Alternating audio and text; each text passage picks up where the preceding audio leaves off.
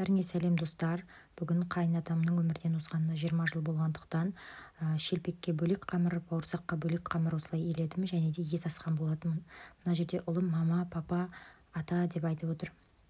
Осылай енді сөйлеп келе жатқандықтан осылай естелік болсын деп ұлымды видеоға түсіріп алдым. Арада біраз уақыт өткеннен кейін шелпектерімді осылай жайып шықтым. Шелпектің қамыры бөлек, мінекей мынау бауырсақтың қамыры бөлек. Ет асу үшін жоғарыдан осындай үлкен кастрюльімді алып алдым. Содан соң шелпектерімді қызартып пісіріп алдым. Ет асатын суды енем айтқандықтан жылтып барып құйдым.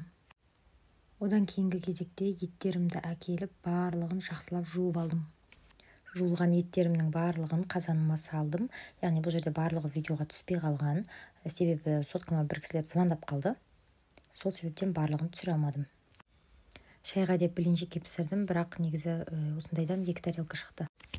Сосын үйге бөлем келген болатын, осындай ұлыма подарок алып келді және де ақша берді Құран оқытарсың деп. Одан кейін мен етімді осылай фотоға бір рет түсіріп алдым, ал видеоға түсіруге ұмытып кеттім. Бұл жерде менің ұлым тәте деп тәтесінің алдына отырып алды. Одан кейін шайға жайған дастарханым осындай болды. Негізі мен барлығын фотоға, видеоға түсіруге вообще ұмытып кетіппін. Тіпті жемістерім де көрінбей қалыпты ғой.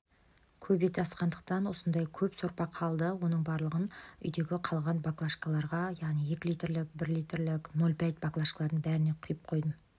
Бүгін көп ыдыс жуғандықтан тіпті видеоға түсіруге де ұмытып кетіппін. Сондықтан мына жерде соңғы бір штук қалған ыдысты жуып жатырмын. Қыздар, біле білсеңіздер, мен ыдысты да, полды да перчаткамен жуамын. Оның себебі қолыма күтім жасаймын. Бүгін мен ет астым, блинчикке пісірдім, бауырсақ пісірдім, сондықтан плитам әбден лас болып кетті. Осындай феберліктің средствосын құйып, жақсылап барлық жеріне жеткізіп жағып шықтым. Содан соң 5-10 минутқа жібіту үшін қалдырдым.